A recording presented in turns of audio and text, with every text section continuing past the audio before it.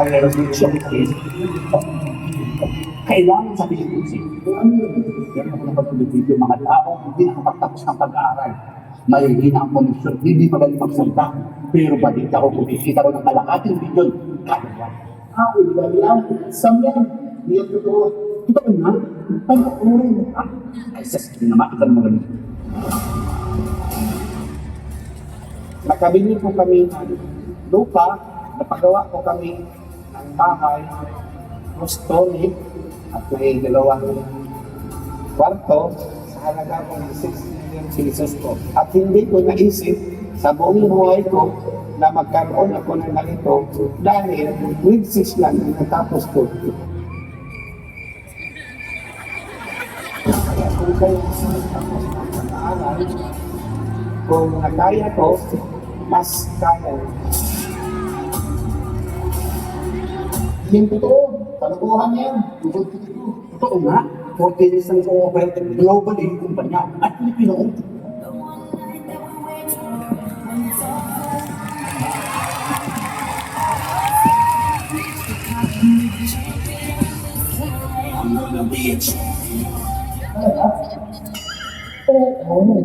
Totoo yun. Iba-iba lahat na sinasabi. Tika, sali ka na ba yan? Oo naman, konti lang ako kita. Hindi ka ba nahihirap? Pangpasok ka din, abogado ka na. Hindi, ang purpose natin yung hindi na kumita, hindi makatulog sa mahirap. Imagine yung abogado tayo. Paano tayo nakakatulog sa mahirap? Di ba nililipin natin yung kaso?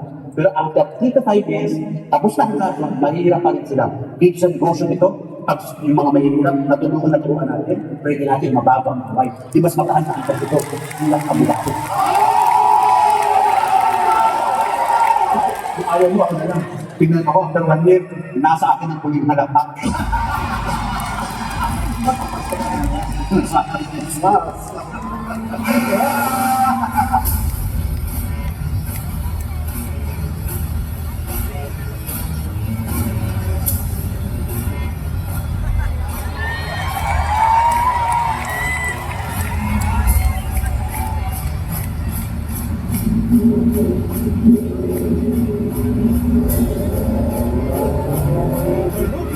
Of the year is Andrew Maduro!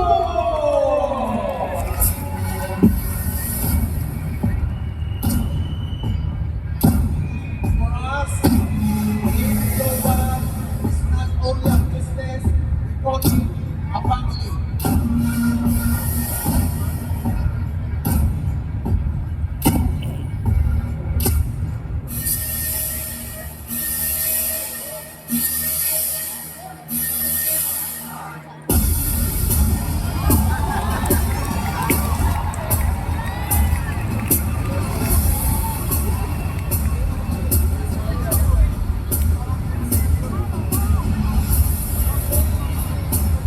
Akala ko nung bata pa ako, ang pinakamagandang trabaho sa buong mundo ay maging abogado. Mali pala ako. Ang pinakamagandang trabaho pala sa buong mundo ay yung trabaho na kayang baguhin ang buhay ng ibang tao.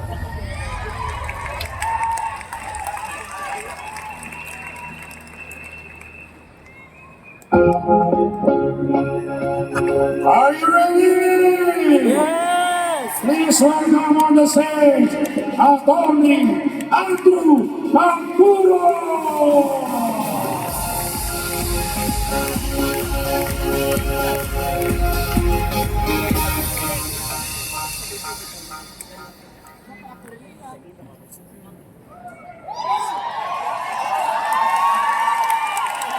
Good morning, Ace Global Group of Companies! Pwede ko ba mas tayo muna lahat? Mas tayo muna lahat? Baka medyo naman ito. Umarap ko lahat dito. Umarap dito lahat. Hawakan ko yung balikat ng nasa harapan mo.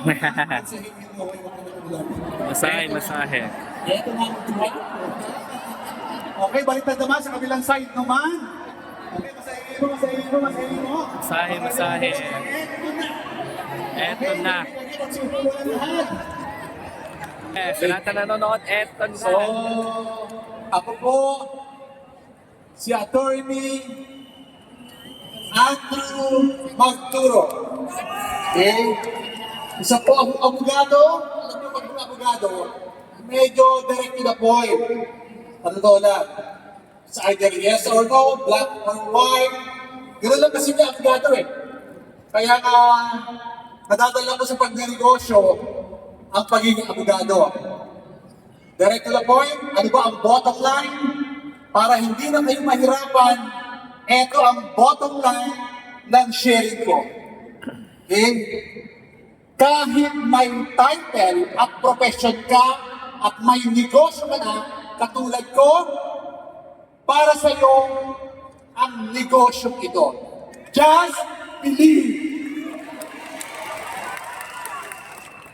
Kahit busy ka, na katulad ko, para sa iyo ang negosyo ito. Just believe. Pangatlo, nagdududa ka kung legit ang negosyo ito. Legit ito. Just believe. Idagdag ko ang mga-apat. Kung hindi naman mataas ang pinag-aralan mo at nagdududa ka pa sa negosyo natin, ay just believe naman, tinamaan ka naman kami. Okay? So, maraming bago, magpapakilala ko muna ako. Ako po si Atty. Drew M. Magturo. Magturo po ang apelido ko kasi po nananalaytay sa dugo ko ang Magturo. Naniniwala po ba kayo? Yes. Sa hindi ako nagturo habang ako nabubuhay, isusumpa ako ng aming mga ninuno. Ang first name ko po ay Andrew. Sa mga kalalakihan, you can call me Drew. Sa mga kababaihan, you can call me anytime. Yeah. Ang middle initial ko po ay M. Kasi po ang middle name ko, Magaling. Tawagin niyo ako, Atty. Drew. Magaling. Magturo. Okay mo ba yan? Magtuhan lang. Okay? First, ako po ay isang abogado. I have been in the practice of law for more than 28 years. Hindi ako tatlong ng abogado, 5 taon. Ako po ay matagal ng abogado. 28 years na po in the practice of law. First 3 years ko po, as a background, so po akong corporate lawyer sa Makati. Mataas ang sweldo. Kasi corporate lawyer. Pero malungkot. Bakit? Kaliwa kanan, harap likod, puro libro. Pag kinakausap yung libro, ayaw sumagot. Kaya pag kinausap ko kayo, sumagot kayo, kasi hindi naman kayo, libro. Saan gwapo? Sa personal o sa picture? Personal.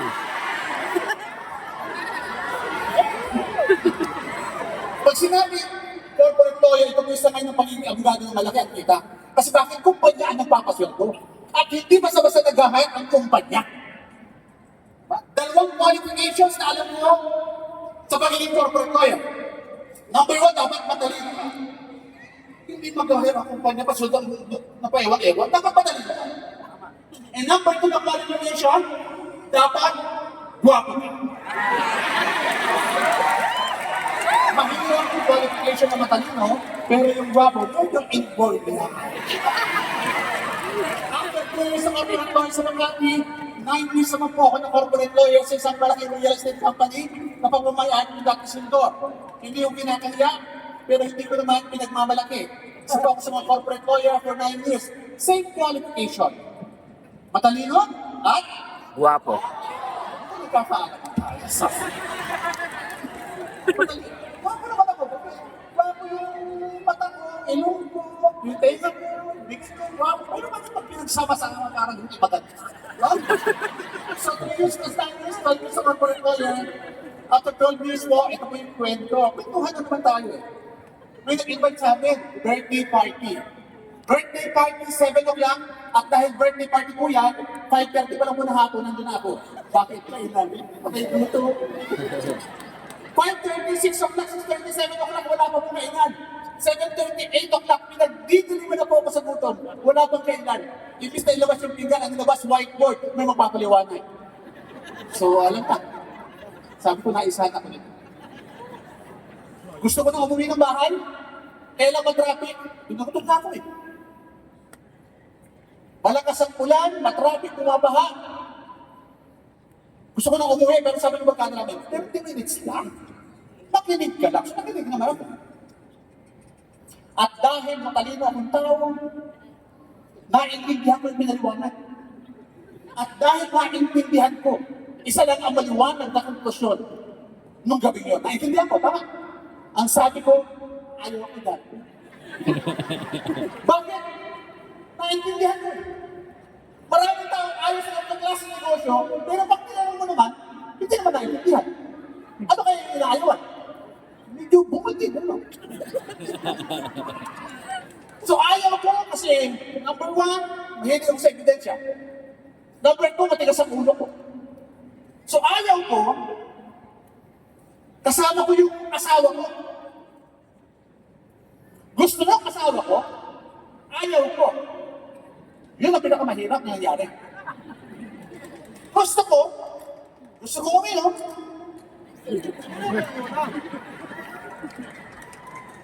Ayaw ng asawa ko. Eh, sino ba nasusunod sa bahay? Lalaki o babae? Babae. Tama? Ayaw ko, gusto niya, edi, sinunod ko yung asawa ko. Kasi yung asawa ko po ay isang judge. Susundin, hindi.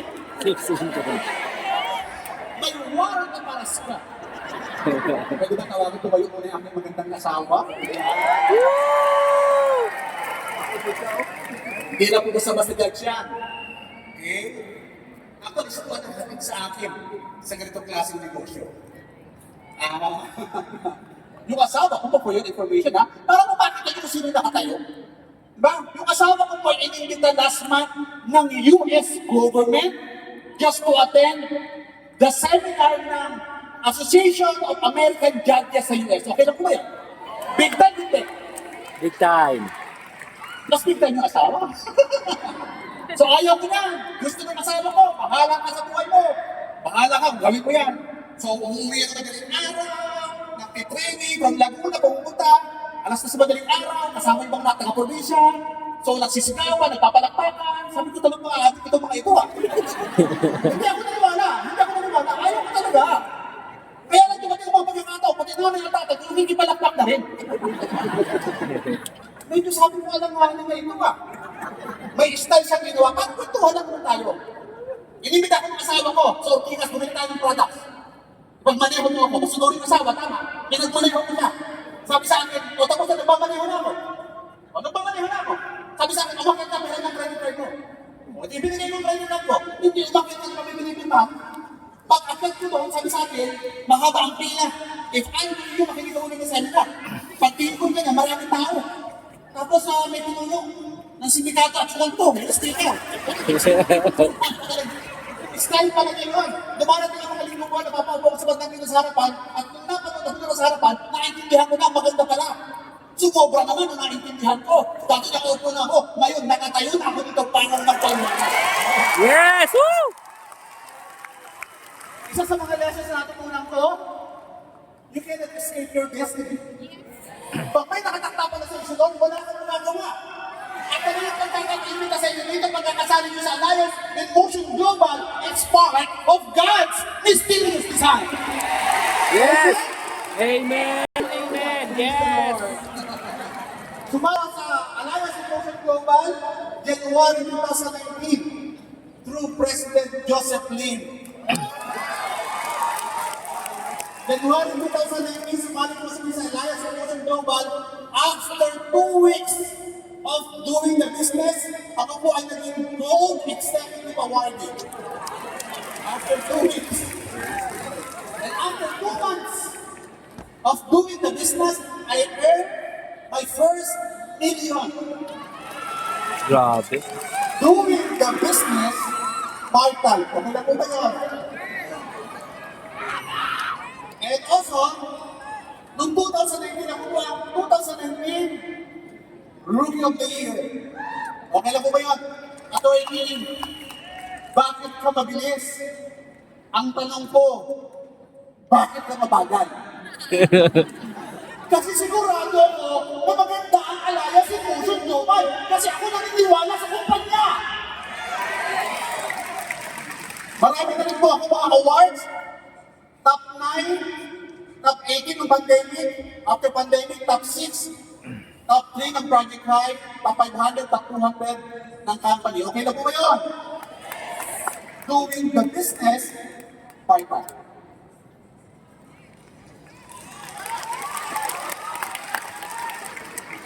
After 6 months of doing the business, binili ko po yung asawa ko ng Ford Raptor. Okay? March 21, during pandemic, bumili po ako ng portion ng lupa, 3,000 square meters sa island during pandemic. Ang gagawin ko po dyan, plano ko po dyan, half na resort. Okay? 360 degrees sunset at saka sunrise. Ganun po kaganda, papatayan ko po na lahat ng Malabani, Indonesia, ang kalahati ay Santorini, Greece. Okay, di ba? Papatayan ko ng half. Para pag walang production, tulak ko na lang, dyan na kayo.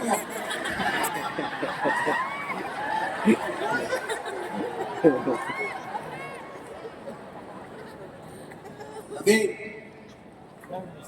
April 2022, I was able to buy Mercedes-Benz. Gusto ko lang ma-feel yung experience of driving a luxury car. Kala ko ni bata pa ako ang magmamaneho ng mamay-ano ng Mercedes-Benz. Tanda, Chinese negosyante, hindi pala. Sa Alliance in Motion Global, pwede pala ang bata at guwapong tulad. Yes! Woo! Kaya sa mga inaantok po kayo dyan, may lumalabas ng cup of coffee, totoo. At sa essential na palikod-likod, grabe ano? Actually, di ba naman maharap ang Mercedes-Benz? Kaya lang makikita mo talaga sa Alliance in Motion Global, pati hindi mo na pangarap, pwede matupad. Okay, January 2023 last year, nakabili po ako ng 300 square meters sa Prime Subdivision sa Mission Hills sa Antipolo. Okay, eto na po, pakape-kape, pa-travel-travel, okay lang po ba? Nagkakape ang inyong lingkod? Nagkakape po ako sa Starbucks, okay lang po ba? Yung Starbucks po ay nasa Hollywood, California. Saan pa po ako nagkakape-kape? Sa Japan. Okay lang po ba? Saan pa ako nagkakape-kape? Sa South Korea. Kala ka pa po ng mug ko. Maraming naaabot. Saan pa po ako nagkakape-kape? Sa Spain. Saan pa po ako nagkakape-kape? Sa France. Saan pa po ako nagkakape-kape? Sa Italy. Saan pa po ako nagkakape-kape? Sa Mediterranean Sea. Ha? Naalala ko yung barko po yan kasi cruise po yan sa Europe. Okay? Cruise po yan sa Europe kasi laki po ng Megamall. Nagbabalik sa alaala ko yung picture ko. Sabi sa akin, mag-drawing ka ng barko at aeroplano. Pag drawing ko, mas malaki yung aeroplano kaya sa barko, sabi ng picture ko, wrong! Never na magiging malaki ang barko sa aeroplano. Anong nakita ko yung cruise namin, mas malaki ba sa aeroplano? Kaya hinahanap ko talaga yung picture ko. Mali-mali ang picture ko talaga. Ha? Saan pa ako nagkakape-kape? Sa Rome, Italy. Mamma Mia. Saan pa ako nagkakape-kape? Sa Athens, Greece. Saan pa ako nagkakape-kape? Sa Santorini, Greece. Saan pa ako nagkakape-kape? Sa London. Okay lang po ba? Alam niyo po, isa sa mga natutunan ko lesson, ang bawat trip is an educational trip. Ma-expose kayo sa first world. Doon kayo magkamay, doon kayo mag-travel. Kasi pag nakikita mo yung mga mayayaman sa Europe, iba ang vibrations. Kung hindi mo maka-afford na magkabi sa abroad, magkabi kayo sa mamahaling hotel. Mura lang. Magkano ba yung 300 na kape versus yung coffee dyan? Iba ang vibrations, ma-observahan nyo ang mayayaman, paano silang mag-dress, paano sila gumalaw, paano yung tonality of voice nila, paano yung diction nila, marami kayong matutunan pag nagkapi kayo sa mamahaling lugar o sa hotel. Saan pa kayo nagkakapi-kapi? Scotland. Okay na ba yan? Pwede na rin basa mo. Saan pa ako nagkakapi-kapi? Sa Las Vegas. Few weeks ago, nasa US po kami. Las Vegas. Saan pa ako nagkakapi-kapi? Sa Arizona. Okay na po ba? Saan pa ako nagkakapi-kapi? Sa Hollywood. Yun, maganda po yung picture, pero alam niyo po ba, yung behind the scene, the beautiful picture sa US. Few days ago, bago po ako mag-travel, na-disgrasya po ako sa bahay. So mag-claim nga ako sa OBI. Sinasama sa bahay dyan. Kasama pa sa testimony, ha? Few days ago, natapilok ako. So isipin nyo, sinama ako ng asawa ko for me to assist her. Ako ang in-assist niya hanggang airport lahat. So basically, hindi ko na-enjoy. Ganun pala ang aksidente, no? Hindi pala pinipili kung anong pinag-aralan mo. Hindi pala pinipili kung mayaman ka. At hindi pinipili ang aksidente sa labas ng bahay. Pwede ka palang ma-aksidente kahit sa loob ng bahay. Salamat in advance sa OBI. Wow! Ito po yung result ko in 5 years. Kotse, pero bakit sa akin hindi yung material result eh? Yung personality development. Kailangan nyo mag-negotiate sa buhay. Life is full of negotiation. Hindi siya take it or leave it. You have to give up something in order to gain something. At ito ang aking binigay para makuha mga resulta. Negosyo, at ito ang kinita ko. Tandaan niyo po, negosyo ang pinasok natin. Pag negosyo, minsan ang kita maliit, minsan malaki. Minsan maliit ang kita, minsan malaki. Yung malalaki ang kita ngayon, dati maliit din ang kita niyan. At yung ngayon ay maliit ang kita, dati malaki din ang kita niyan. Umiikot, it's a cycle. Kaya pag maliit ang kita mo, darating din ang panahon, lalaki din ang kita mo. Maliwanag!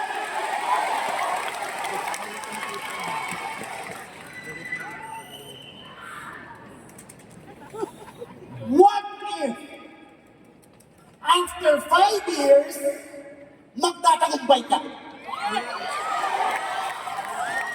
What if after 5 years, magtatagumpay ka? Paano mo haharapin ang mga challenges na yun? Bibigay ka ba kung alam mo after 5 years, magtatagumpay ka? O walang ka ng tao, okay lang. Pag nawala ka ng tao, naubos ang tao mo, ibig sabihin, tapos na sila sa misyon nung sumali sila. Hindi sila masamang tao, na-fulfill lang nila yung kanilang goal pag sa bansa sa mo. At kung maliit pa nakita mo, it's okay. Huwag mong aasamin ang malaking kita o magandang resulta. Ang asamin mo ay magkameron ka ng tamang ugali para harapin ang mga challenges na kailangan para magtagumpay.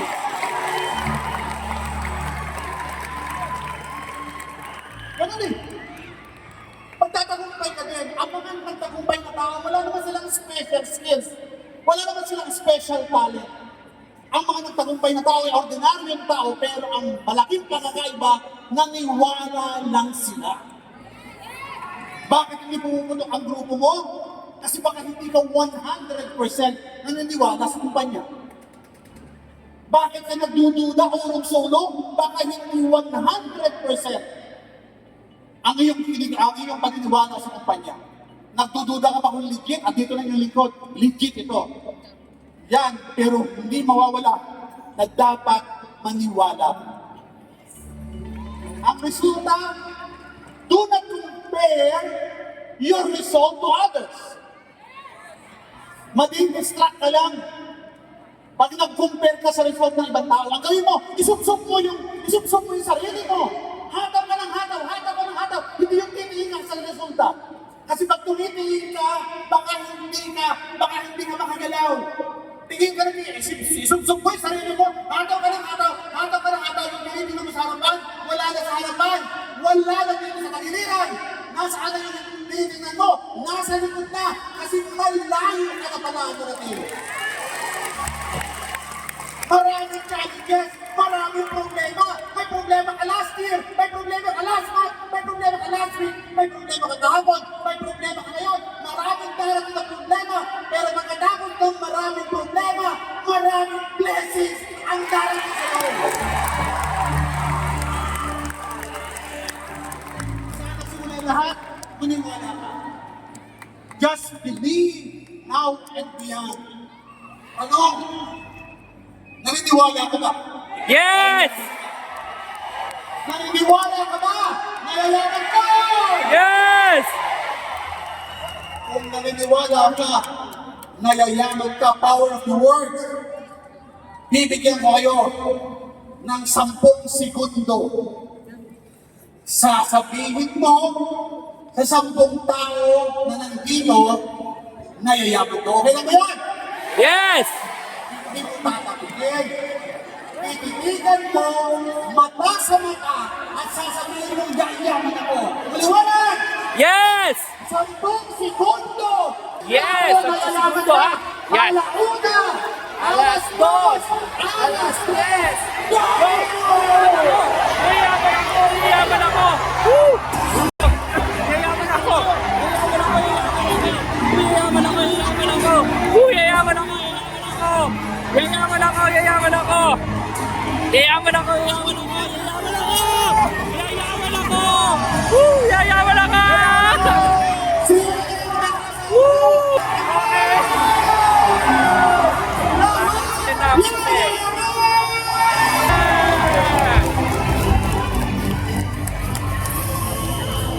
Tuwing! Tuwing! Akala ko po, nung bata pa ako, ang pinakamagandang trabaho sa buong mundo, maging abogado. Mali po pala ako. Ang pinakamagandang trabaho po pala sa buong mundo ay yung trabaho na kaya mong baguhin ang buhay ng ibang tao. Ako, si Atty. Drew Nagturo, ipinagmamalaki ko na magkakasama tayo sa pinakamagandang trabaho. Yun ay ang baguhin ang buhay ng ibang tao. Thank you and good morning.